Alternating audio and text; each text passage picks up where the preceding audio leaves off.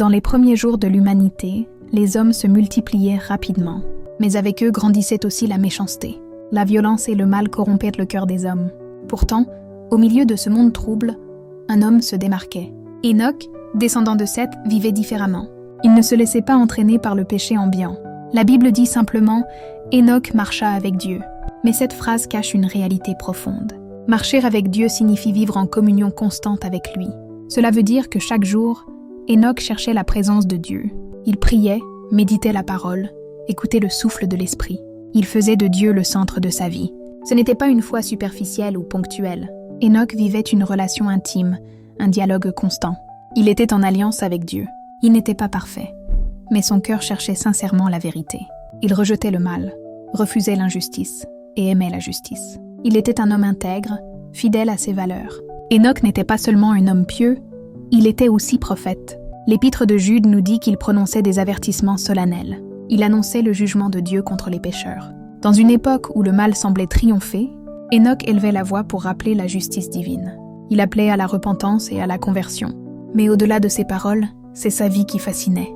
Un homme tellement en paix avec Dieu que la mort ne l'a pas touché. La Genèse dit « Dieu le prit ». Cette expression est mystérieuse. Elle signifie qu'Enoch fut enlevé vivant, sans passer par la mort. C'est un signe fort de la faveur divine. Enoch fut l'un des rares à connaître ce destin. L'autre étant Élie, le prophète qui fut enlevé dans un char de feu.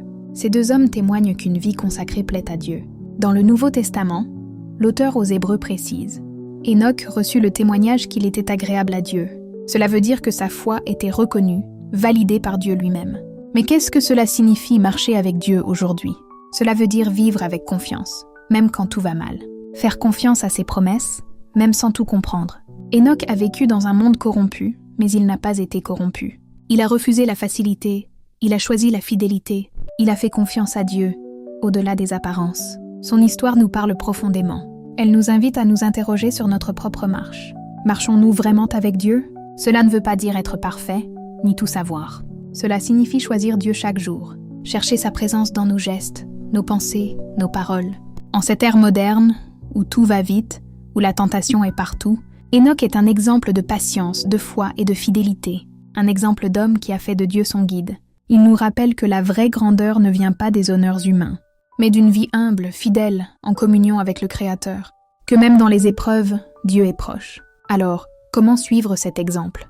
Commence par ouvrir ton cœur à Dieu. Prie, lis la Bible, médite ses promesses. Ne te décourage pas si le chemin semble dur. Enoch a marché dans un monde mauvais, mais il a persévéré. Et Dieu l'a récompensé d'une manière incroyable. Cette récompense, ce n'est pas seulement l'enlèvement, c'est aussi la paix intérieure, la joie d'une vie en accord avec Dieu. Une vie qui prépare à la vie éternelle. Leçon à retenir. L'histoire d'Enoch nous apprend que la foi véritable se manifeste dans la marche quotidienne avec Dieu. Ce n'est pas un acte ponctuel, mais un engagement continu, humble et sincère. Quand on choisit Dieu au quotidien, on vit une transformation profonde. Tu peux, toi aussi, marcher avec Dieu aujourd'hui. Peu importe ton passé, tes erreurs ou tes doutes. Chaque jour est une nouvelle chance. La Bible n'est pas un livre ancien et poussiéreux. Elle est vivante, dynamique, et elle parle à notre époque. Comme elle parlait à Enoch, elle te parle aujourd'hui. Si ce récit t'a touché, abonne-toi à Lumière de Jérusalem. Viens découvrir d'autres histoires puissantes, pleines de conseils et de lumière. Parce qu'à travers la Bible, Dieu continue de guider ceux qui veulent marcher avec lui.